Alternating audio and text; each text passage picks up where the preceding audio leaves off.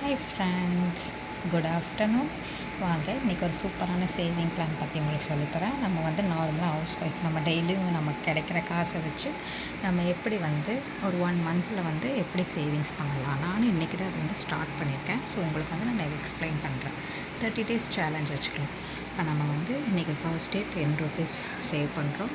Next 20, 30 அது மாதிரி 30 daysக்கு 300 வரைக்கும் நம்ம கிடைக்கிற காசை மிச்சப்படுத்தி சேவ் பண்ணோம் அப்படின்னா நமக்கு 1 மந்தில் டோட்டல் அமௌண்ட் 4650 rupees நம்ம கையில் வந்து இருக்கும்.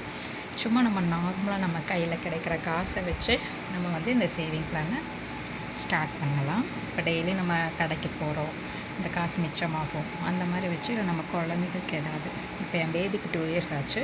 நானே இப்போ தான் என் பேபிக்காக இந்த சேவிங் பிளான் ஸ்டார்ட் பண்ணியிருக்கேன். ஸோ நீங்களும் இந்த மாதிரி ஸ்டார்ட் பண்ணி யூஸ் பண்ணிக்கோங்க இதை. Thank you friends. ப்ளீஸ் சேனலை சப்ஸ்கிரைப் பண்ணிவிட்டு பாருங்கள். இந்த சேலஞ்ச் உங்களுக்கு யூஸ்ஃபுல்லாக இருந்துச்சுன்னா கமெண்ட் பண்ணுங்கள் friends. It's very useful one. எல்லாருக்கும் நம்மளால் வேலைக்கு போக முடியாத ஹவுஸ் ஒய்ஃப்க்குலாம் வந்துட்டு இந்த மாதிரி இன்றைக்கி வந்து நம்ம 10 rupees சேவ் பண்ணுறோம், நாளைக்கு இதே 20, அப்புறம் 30, 40, 50. நம்மளால் காசு எடுத்து வைக்க முடியலன்னா அதை வந்து நம்ம மார்க் பண்ண வேண்டாம். இப்போ இன்றைக்கி வந்து நான் 10 rupees சேவ் பண்ணியிருக்கேன் அப்படின்னா நான் வந்து இந்த மாதிரி இன்டோ அடித்து விட்டுருக்கேன். அந்த மாதிரி நீங்களும் பண்ணி அடித்து விட்டுக்கோங்க. கடைசியாக 30 days கழித்து நம்ம கையில் டோட்டல் அமௌண்ட் எவ்வளோ இருக்குன்னா 4650 rupees இருக்கும். இது வந்து நமக்கு ஒரு பெரிய அமௌண்ட்டு.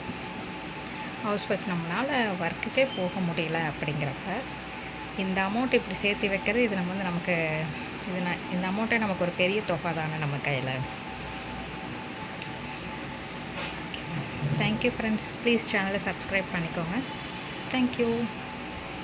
இந்த மாதிரி மோர் வீடியோஸ்க்கு சேனலை சப்ஸ்கிரைப் பண்ணிவிட்டு பாருங்கள்.